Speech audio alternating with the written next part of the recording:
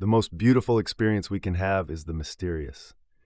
It is the fundamental emotion that stands at the cradle of true art and true science. Adhesive small bowel obstruction, SBO, requires surgical intervention when conservative treatments fail. A new trial examined the efficacy and safety of laparoscopic versus open adhesiolysis for SBO.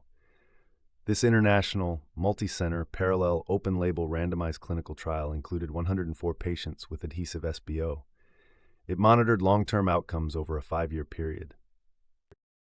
QuickTake, laparoscopic adhesiolysis shows no long-term superiority over open surgery based on this trial. At 5 years, open surgery had a 9.7% SBO recurrence rate compared to 12.5% in laparoscopy. Incisional hernia incidence was 6.1% for open versus 6.3% for laparoscopic surgery.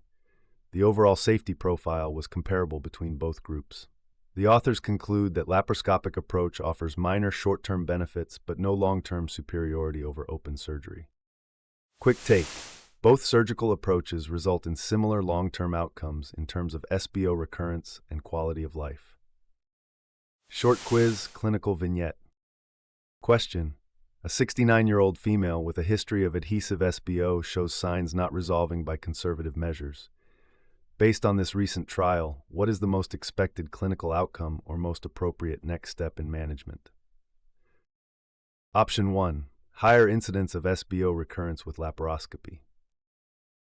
Option 2. Significant improvement in GI QLE with open surgery. Option 3. Equal safety profiles for both surgical methods. Option 4. Superiority of laparoscopy in long-term outcomes.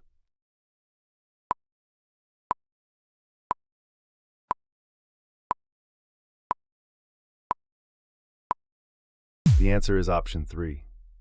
The trial indicates that both laparoscopy and open surgery have similar safety profiles and no long-term superiority in terms of recurrence or quality of life measures.